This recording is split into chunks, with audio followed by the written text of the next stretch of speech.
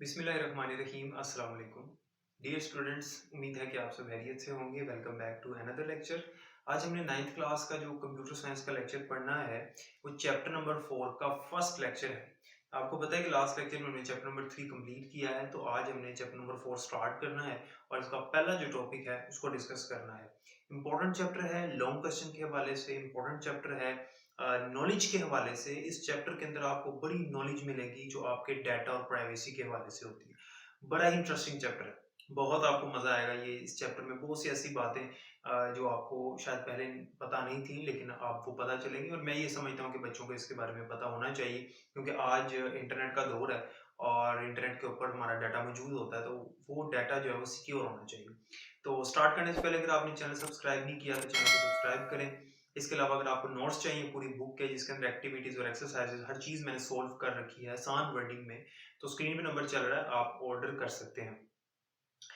बहुत interesting lecture होने जा रहा है, ध्यान से सुनना है आपने पूरा। इसके अंदर बहुत सी बातें न्यू आपको पता लगेगी जो कि बड़ी ही इंटरेस्टिंग होंगी। अब इसमें चैप्टर का नाम देखते हैं पहले क्या है। चैप्टर का नाम है डाटा एंड प्राइवेसी। हमारा जो डाटा होता है, डाटा क्या होता है? फॉर एग्जांपल हमारी पिक्चर्स, हमारी वीडियोस, हमारे डॉक्यूमेंट्स, हमारा जो पर्सनल डाटा होता है हमारे कंप्यूटर के ऊपर, पर्सनल हो या ना हो, जो भी हमारा डाटा है, इवन कि हमारा जो बायोडाटा है, हमारी जो इन्फॉर्मेशन होती है जो हमारे कंप्यूटर्स में सेव होती है, ठीक है, उसकी बात होगी। और प्राइवेसी मतलब हमारे डाटे की प्राइवेसी, हमारे डाटे की सिक्योरिटी, उसकी हिफाजत, कि अगर हम चाहते हैं कि हमारा डाटा प्राइवेट रहे, वो किसी और के साथ शेयर ना किया जाए, तो फिर उसकी प्राइवेसी के लिए हमें क्या क्या करना होगा, ये सारी चीजें हमने इसमें डिस्कस करनी है। सबसे पहले बात करते हैं इस चैप्टर के इंट्रोडक्शन की। वो ये कहता है कि आज कंप्यूटर जो है वो यूबिक्विटस है। यूबिक्विटस एक वर्ड उसने यूज किया यहाँ पे, उसका मतलब है हर जगह पे मौजूद होना। वो कहता है कंप्यूटर आज दुनिया में हर जगह पे मौजूद है, हर किसी के पास अवेलेबल है, मोबाइल की शक्ल में, लैपटॉप्स की शक्ल में, सिस्टम की शक्ल में या टैबलेट्स की शक्ल में, जिस भी सूरत में मौजूद है। बहरहाल कंप्यूटर हर जगह मौजूद है। फिर वो कहता है कि हर बंदा जो है वो इंटरनेट भी यूज करता है। आज इंटरनेट के ऊपर इतनी सारी वेबसाइट्स मौजूद हैं, इतनी सारी वेबसाइट्स मौजूद हैं जिनके ऊपर हम जाते हैं और अपना डाटा एंटर करते हैं। फेसबुक के ऊपर हम अपना डाटा एंटर करते हैं, जीमेल पे हम डाटा एंटर करते हैं, याहू पे डाटा एंटर करते हैं, व्हाट्सएप और इंस्टाग्राम और यूट्यूब और बहुत सारे ऐसे प्लेटफॉर्म्स हैं जिनके ऊपर हमें अपना डाटा एंटर करना पड़ता है। तो उनके ऊपर जब हम डाटा अपना एंटर करते हैं तो हमारा डाटा तो हमारे मोबाइल से या हमारे कंप्यूटर से जिस भी जरिए से उन तक पहुंच गया, कंपनी के पास हमारा डाटा पहुंच गया। अब डाटा आपका प्राइवेट नहीं है। जब हमारा डाटा हमारे पास से निकल के ऑनलाइन चला गया, अब डाटा प्राइवेट नहीं रहा। अगर आप ये समझते हैं कि अभी भी आपका डाटा प्राइवेट है, तो ऐसा बिल्कुल भी नहीं है। हमारा डाटा प्राइवेट आज नहीं, इसको सिक्योर रखना बड़ा जरूरी होता है। तो इस वजह से फिर कुछ मसले मसाइल सामने आते हैं जो कि अब हम डिस्कस करेंगे, ठीक है। अगर किसी कंपनी के साथ हमने अपना डाटा शेयर किया, हम स्कूल में एडमिशन लेते हैं, हम कॉलेज में एडमिशन लेते हैं, यूनिवर्सिटी में एडमिशन लेते हैं, अकेडमी में एडमिशन लेते हैं, ट्यूशन में एडमिशन लेते हैं, ऑनलाइन किसी अकेडमी में एडमिशन लेते हैं, हम अपनी इंफॉर्मेशन उनको देते हैं, हम उनको अपनी इंफॉर्मेशन प्रोवाइड करते हैं। हमारी इंफॉर्मेशन अब उनके पास है, तो उनकी अब जिम्मेदारी है कि हमारी इंफॉर्मेशन को सिक्योर रखें, प्राइवेट रखें, कॉन्फिडेंशियल रखें, उसकी हिफाजत करें। कोई ऐसा बंदा जिसके पास हमारा डाटा पहुंच जाए तो वो हमें नुकसान पहुंचा सकता है, उसके पास हमारी इंफॉर्मेशन नहीं जानी चाहिए। उस कंपनी की जिम्मेदारी है जिस कंपनी को हमने अपना डाटा दिया है। तो इसी तरह से ये कुछ मसले मसाइल निकलते हैं, सामने आते हैं, जब जाहिर सी बात है कि इंटरनेट का दौर है और हमारा डाटा, जैसे मैंने आपको बताया, दुनिया में फैला हुआ है। मैं इसके ऊपर बहुत लंबी चौड़ी डिटेल है, इसके ऊपर मैं बात कर सकता हूँ, लेकिन टॉपिक से हट जाएगी बात, इसलिए मैं सिर्फ टॉपिक तक रहता हूँ, ठीक है। तो मैं चाह रहा हूँ कि हम टू द पॉइंट ही बात करें। तो वो कहता है जनाब कि जब आप अपना डाटा कंपनीज वगैरह को प्रोवाइड करते हो, मोबाइल फोन कंपनीज के पास हमारा डाटा है, गवर्नमेंट नादरा के पास हमारा डाटा है, और जितनी एप्लीकेशंस और वेबसाइट्स के मैंने नाम लिए, या स्कूल कॉलेजेस वगैरह, सबके पास हमारा डाटा मौजूद होता है किसी ना किसी जरिए से। आज हमारा डाटा, आज के दौर में डाटे को अपने तक महदूद रखना मुमकिन ही नहीं है। मैं ये कहूँगा मुश्किल नहीं, मुमकिन ही नहीं है। हमारा डाटा किसी न किसी सोर्स से बाहर जाना ही होता। अब जब हमारा डाटा बाहर चला गया है तो फिर कुछ नए मसाइल जन्म लेते हैं, ठीक है। अगर कोई बंदा अगर कोई बंदा, कोई कंपनी, कोई अदारा हमारा डाटा हमसे पूछे बगैर किसी को प्रोवाइड कर देता है या उसका गलत इस्तेमाल करता है, तो फिर ये कुछ अहलाकी मसाइल पैदा होते हैं, एथिकल इश्यूज। ये हमारा टॉपिक है, article number 4.1, ethical issues related to security. Related to security, security से मुराद हमारे डाटे की हिफाजत। हमारे डाटे की हिफाजत से रिलेटेड जो एथिकल इश्यूज हैं, एथिकल इश्यूज का मतलब एथिक्स क्या होते हैं, एहलाकियात, ठीक है। तो एथिकल एहलाकी इश्यूज का मतलब मसाइल, एहलाकी मसाइल, एहलाकी मसाइल मतलब जब एहलाकियात से हटकर, एहलाकियात के खिलाफ जाकर कोई बंदा काम करे, कि हम कहेंगे भाई ये बात एहलाकी तौर पे अच्छी नहीं है।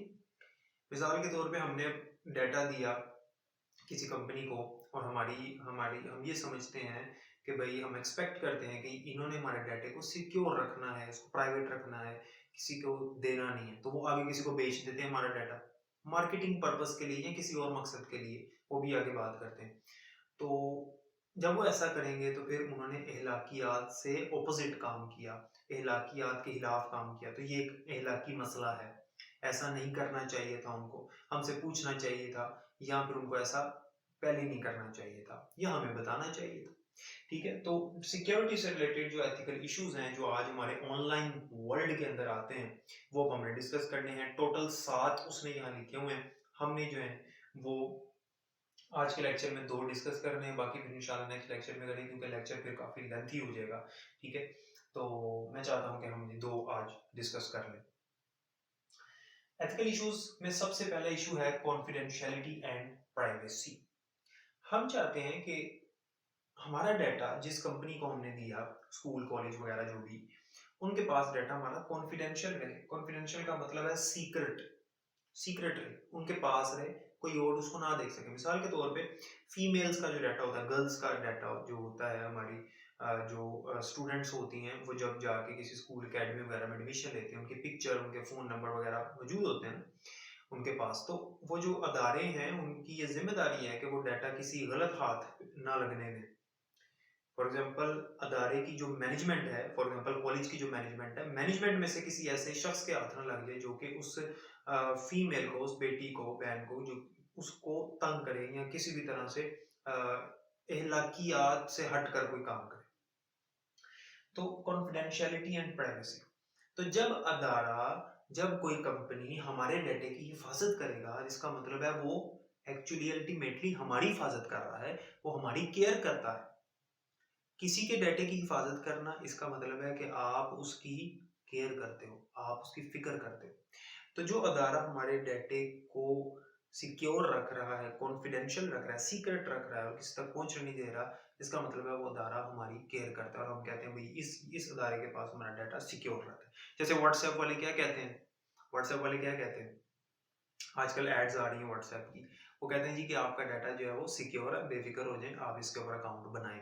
वो ट्रस्ट गेन करते हैं हमारा। इसी तरह से फेसबुक मैसेंजर पे भी वो हमें कहता है।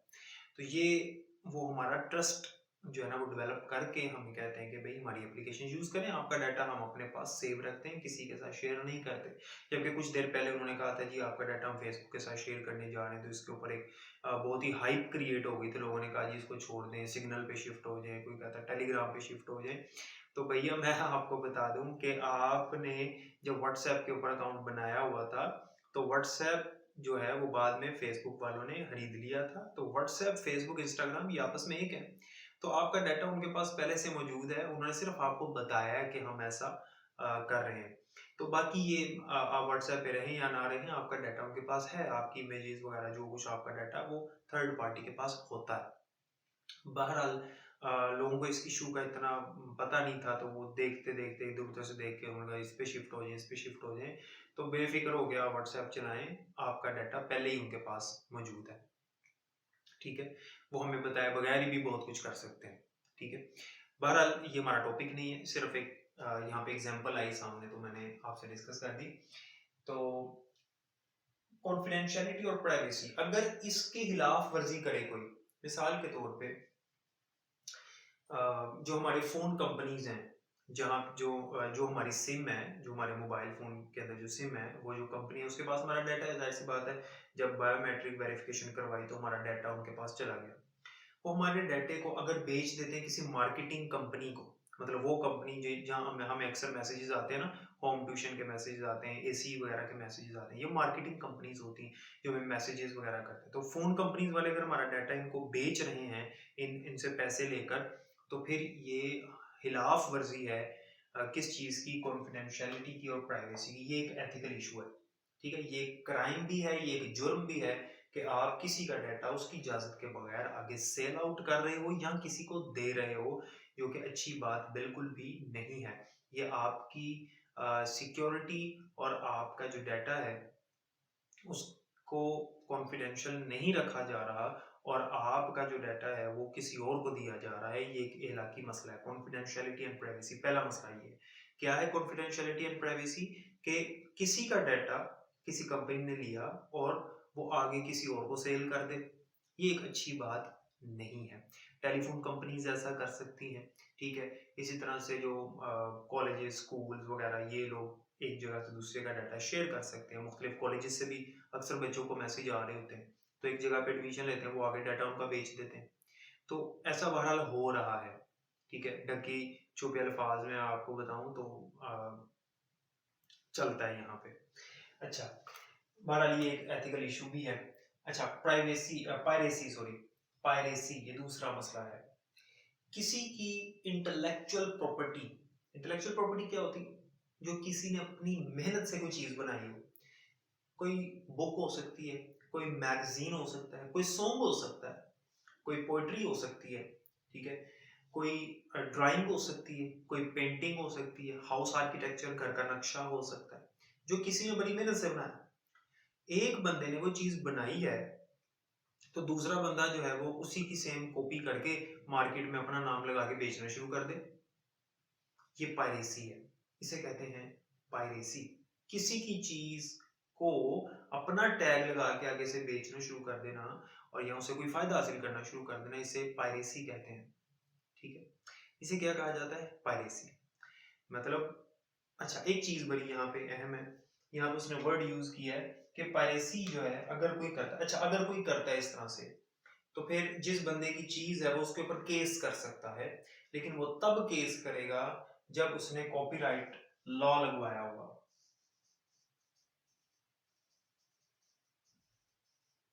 Copyright law. अच्छा, ये कॉपीराइट लॉ क्या है? जब कोई बंदा अपनी कोई चीज बनाता है ना, मिसाल के तौर पे एक बंदे ने एक आर्टिकल लिखा, बड़ी मेहनत से एक आर्टिकल लिखा, या एक जो है ना वो मैगजीन लिखा, जो भी उसने कोई तहरीर लिखी जो कि बड़ी मेहनत से लिखी, वो गवर्नमेंट से राब्ता करेगा, कोर्ट में, अदालत में राब्ता करेगा, और उन्हें वो अपनी अपनी चीज भेजेगा, साथ लेटर लिख के देगा। ये एक प्रोसेस होता है पूरा, मैं सिर्फ आसान अल्फाज में समझा रहा हूँ। वो भेजेगा, वो कहेगा भाई कि गवर्नमेंट से रिक्वेस्ट करेगा कि आप चेक कर लें, ये मेरी अपनी इंटेलेक्चुअल प्रॉपर्टी है, ऐसी पहले किसी ने चीज नहीं बनाई, आप चेक कर लें और मुझे कॉपीराइट लॉ दे दें, ठीक है। मतलब इसको रिजर्व कर लें कि ये चीज मेरी है, मेरे नाम पे रख लें। अब गवर्नमेंट वाले चेक करेंगे, फिर उसको जो है ना वो कुछ पैसे भी है उसे पे करने पड़ते हैं, बहरहाल ये एक अलग से प्रोसेस है। वो उसको राइट दे देंगे, कॉपीराइट दे देंगे उसको, कि भाई ये आपकी प्रॉपर्टी है, अगर किसी ने ऐसी कॉपी की आप हमें शिकायत कीजिएगा, हम उसके ऊपर केस करेंगे। वो चीज जो किसी की इंटेलेक्चुअल प्रॉपर्टी है और उसके ऊपर कॉपीराइट लॉ उसने लिया हुआ है, कॉपीराइट सारे रिजर्वेशंस उसने ली हुई हैं, तो फिर वो बंदा अगर देखता है कि किसी ने उस जैसी चीज बना के उसी की सेम कॉपी करके नाम लगा के बेचना शुरू कर दिया, फिर वो अदालत में राब्ता कर सकता है, उसके ऊपर केस कर सकता है कि देखे मेरी चीज थी, मैंने आपको आगाह किया था, अब इसने कॉपी बनाई है इसके ऊपर। फिर वो उसको जो है ना कंपनसेट करेंगे, या उसको जो है ना वो जुर्माना यानी कि अदा करेगा बंदा, और जो कॉपीज बना रहा था वो भी रोकेगा। तो इसी ये होती है पायरेसी। ये भी एक एथिकल इशू है। एथिकल इशू है ना, इलाकियात तो नहीं है कि किसी की मेहनत है और उसको जो है ना वो अपना टैग लगा के सिर्फ तो यूज करना, अब नाम लगा के तो बेचना शुरू कर देना, इसे कहते हैं पायरेसी। इसी तरह से सॉफ्टवेयर पायरेसी भी होती है। सॉफ्टवेयर पायरेसी, सॉफ्टवेयर पायरेसी क्या होती है कि किसी का बनाया हुआ सॉफ्टवेयर सेम कॉपी करके मार्केट में बेचना शुरू कर देना, है किसी का लेकिन अपना नाम लगाकर बेचना शुरू कर देना, तो ये सॉफ्टवेयर पायरेसी के अंदर आता है, ठीक है। तो सॉफ्टवेयर पायरेसी जो है वो क्या है कि किसी का सॉफ्टवेयर जिसके ऊपर कॉपीराइट लॉ लगा हुआ था, वो सॉफ्टवेयर जो किसी का वाकई में है और वो चाहते नहीं है कि कोई कॉपी करे, तो वो कॉपीराइट लॉ लगा लें। हाँ, कुछ सॉफ्टवेयर ऐसे होते हैं जिन्हें ओपन सोर्स सॉफ्टवेयर कहा जाता है। क्या कहा जाता है? Open source software. ऐसे सॉफ्टवेयर जो होते हैं ना, ओपन सोर्स सॉफ्टवेयर, वो फ्री में होते हैं। वो कोई भी बंदा उसे उसे चेंज करके थोड़ा बहुत उसके अंदर अपना नाम लगा के या उसके अंदर से चेंजिंग करके मार्केट में बेच सकता है या बना सकता है। वो फ्री में होते हैं, वो चंद होते हैं, सारे नहीं होते। लेकिन जिनके ऊपर कॉपीराइट लॉ लगा हुआ है, आप उसकी कॉपी नहीं बना सकते। कॉपी नहीं बनाने से मुराद है मतलब अपना नाम लगा के नहीं बेच सकते। इसे सॉफ्टवेयर पायरेसी कहेंगे। तो सॉफ्टवेयर कंपनी क्या करती है, मोस्टली सॉफ्टवेयर के साथ एक की आती है, की स्पेशल सीरियल की होती है या सीक्रेट कोड होता है। वो सिर्फ उसी को देते हैं जिसने वो सॉफ्टवेयर बाय किया, सॉफ्टवेयर खरीदा, परचेज किया। ठीक है, तो उसको की दे देते हैं। वो स्पेशल की होती है, स्पेशल कोड होता है। जब वो सॉफ्टवेयर इंस्टॉल करने लगता है तो वो की मांगता है, तो फिर वो की लगाई जाती है, तो वो सॉफ्टवेयर चल जाता है। ये इसलिए किया जाता है ताकि कोई ऐसा बंदा जो अनऑथराइज्ड है, अनऑथराइज्ड वो जिसको इजाजत नहीं है, वो बंदा जिसको इजाजत नहीं, जिसने खरीदा नहीं हुआ, वो उस सॉफ्टवेयर को इंस्टॉल ना कर सके। उसके हाथ किसी तरह लग भी गया सॉफ्टवेयर, तो की नहीं उसको पता, सॉफ्टवेयर इंस्टॉल भी नहीं होगा। इसे की कहते हैं। लेकिन आज क्या होता है, आज हम गूगल पे जाते हैं और उसकी सॉफ्टवेयर की सर्च करते हैं तो हमें मिल जाती है मुख्तलिफ वेबसाइट्स के ऊपर। इसी तरह से हम मार्केट से सीडी खरीदते हैं, सीडी के पीछे की लिखी होती है। ठीक है, तो इसे कहते हैं क्रैकिंग द की को क्रैक करना। क्या कहते हैं? Cracking the key. अच्छा, बहरहाल ये भी चल रहा है, यहाँ पे होता है। अच्छा, पायरेसी के अंदर जो हमारा सॉफ्टवेयर पायरेसी है, सॉफ्टवेयर पायरेसी के तरीके हैं, 5 तरीके। सॉफ्टवेयर की पायरेसी के 5 तरीके हैं। अब वो हम यहाँ पे डिस्कस करते हैं, उसके बाद बाकी इंशाल्लाह फिर नेक्स्ट लेक्चर में पढ़ेंगे। सुनिएगा जरा ध्यान से, किस किस तरह से लोग जो है ना वो सॉफ्टवेयर की पायरेसी करते हैं, कंपनी से पूछे बगैर उनका सॉफ्टवेयर जो यूज करते हैं, किस तरह से, देखिएगा जरा। और आपको ऐसा लगेगा कि इसमें कहीं ना कहीं आप भी ऐसा कर रहे हैं। सॉफ्ट लिफ्टिंग क्या होता है? आपके किसी जानने वाले ने सॉफ्टवेयर खरीदा कंपनी से, पैसे पे किए उसने, तो आपने उसे उधार लेके उसे कहा यार ये देना जरा यूएसबी में कर दो, मैं अपने कंप्यूटर में कर लेता हूँ कॉपी, बाद में तुम्हें यूएसबी वापस कर दूंगा। तो सॉफ्टवेयर को बोरो कर लेना, ठीक है, उसे उधार ले लेना और अपने पास इंस्टॉल कर लेना। तो ये कंपनी तो ने तो इजाजत नहीं दी थी ना, तो ये किस में आता है? सॉफ्ट लिफ्टिंग में आता है। Client server over use. कुछ सॉफ्टवेयर कंपनीज जो हैं अपने सॉफ्टवेयर के साथ अथॉरिटी देती हैं कि आप 4 कॉपीज बना सको, 4 लोगों को कॉपी करके दे सको, 5 बना सको, 10 बना सको, 20 बना सको, इतनी जितनी भी कर सको। लेकिन लोग क्या करते हैं कि वो जितनी कंपनी ने इजाजत दी थी उससे ज्यादा कॉपीज करना शुरू कर देते हैं। तो कॉपी करके देना शुरू कर दें लोगों को, या तो पैसे दे लेकर, या फिर ऐसे जैसे भी। इसे कहते हैं client server over use. Hard disk loading क्या चीज है भाई?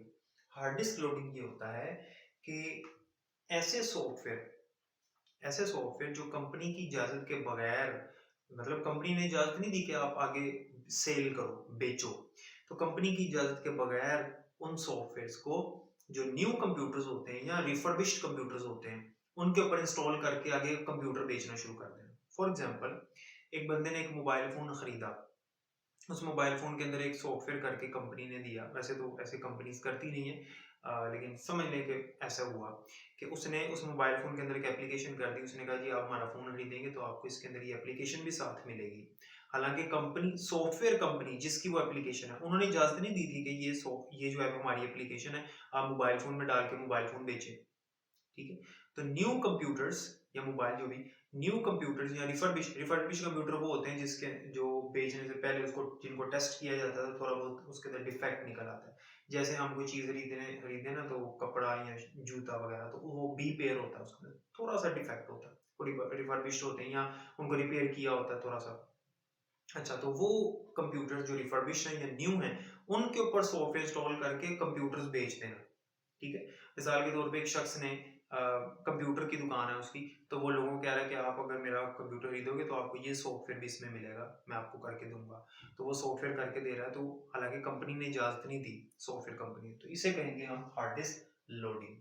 ठीक है, काउंटर फिटिंग क्या है? कंपनी की इजाजत के बगैर कंपनी की इजाजत के बगैर सॉफ्टवेयर आगे सेल करना शुरू कर देना। कंपनी का सॉफ्टवेयर आगे मार्केट में सेल करना शुरू कर देना। ठीक है, अपना नाम लगाकर या उन्हीं का नाम चलाकर बहरहाल बेचना शुरू कर देना उनकी इजाज़त के बगैर। दुकान में रख के, भई ये मेरे पास सीढ़ी, जैसे सीढ़ियाँ बेचते हैं लोग, ये इसमें आता है, काउंटर फिटिंग में आता है। ऑनलाइन पायरेसी क्या है? ऐसे सॉफ्टवेयर जो कि लीगल नहीं है, इल्लीगल सॉफ्टवेयर्स हैं। मतलब 2 नंबर सॉफ्टवेयर्स होते हैं जो लोगों को तंग करने के लिए बनाए जाते हैं, जो हैकर्स बनाते हैं या क्रैकर्स बनाते हैं। ऐसे सॉफ्टवेयर जो हैं वो डाउनलोड करना इंटरनेट से, ये किसके अंदर आता है? ऑनलाइन पायरेसी में आता है। इस तरह से पायरेसी, सॉफ्टवेयर पायरेसी के ये 5 तरीके हैं। लेकिन वो उसमें एक बात लिखी हुई है यहाँ पे, वो कहता है सॉफ्टवेयर कंपनीज़ ने चूँकि कॉपीराइट लॉ लगवाया होता है अपने सॉफ्टवेयर्स पे, तो सॉफ्टवेयर कंपनीज़ जो हैं वो कोर्ट यानी अदालत का रुख कर सकती हैं उन लोगों के ऊपर केस करने के लिए, और ऐसा होता भी है, करते भी हैं। अच्छा, अब आप सोच रहे होंगे कि इतने-इतने सॉफ्टवेयर तो यहाँ बिक रहे होते हैं, ठीक है, 50-50 रुपए की डीवीडी मिलती है, उसके अंदर हमें विंडो भी मिल जाती है और दीगर सॉफ्टवेयर मिल जाते हैं। तो कंपनी जो है ना वो क्या करती है, कंपनी इजाज़त नहीं देती इनको ये काम करने की जो हमारे यहाँ पे मार्केट में लोग बेचते हैं। लेकिन कंपनी अब किस-किस को आके पकड़ेगी यहाँ पे? मतलब यहाँ पे इतनी बड़ी मार्केट है जहाँ पे लोग बैठे हैं और ये काम कर रहे हैं, तो कंपनी इससे परेशान नहीं होती। मतलब फ़र्ज़ करें कि कंपनी का जो सॉफ्टवेयर है वो दुनिया में 10 करोड़ लोग, फॉर एग्ज़ाम्पल विंडो है, विंडो सारे इस्तेमाल करते हैं दुनिया में। फ़र्ज़ करें दुनिया में 1 अरब लोग विंडो इस्तेमाल कर रहे हैं। उनमें से कम से कम 1 लाख ने तो विंडो खरीदी होगी ना, वैसे ज़्यादा नहीं खरीदी होगी, मिसाल 1 लाख ने तो खरीदी होगी। तो कंपनी को इतने में बड़ा फ़ायदा हो जाता है, तो वो इस बारे में परेशान नहीं होते। हाँ, अगर कोई ज़्यादा मसला हो तो फिर वो ज़रूर उसके ऊपर केस करते हैं। कोई बड़ा ब्रांड है जो उनका उनका सॉफ्टवेयर यूज़ कर रहा है, तो फिर वो उसके ऊपर करेंगे। ये छोटे-मोटे वो कहते हैं कोई बात नहीं, जाने दो। फिर इसके अंदर वो एक और भी चीज़ करते हैं, वो ओरिजिनल विंडोज़ नहीं होती, वो उसके अंदर 1-2 फाइलें मिस होती हैं। बहरहाल ये टॉपिक नहीं है हमारा। जितनी मैंने चीज़ें पढ़ाई, उम्मीद है कि इतनी समझ आ गई होगी। कोई क्वेश्चन होगा कमेंट सेक्शन में पूछ लीजिएगा। तो नेक्स्ट जो वीडियो होगी उससे पहले मैं आपका कमेंट पढ़ के तो उसको एक्सप्लेन कर दूँगा नेक्स्ट वीडियो में। अपना बहुत ख्याल रखिएगा और मुझे भी दुआ में याद रखिएगा। अल्लाह हाफ़िज़।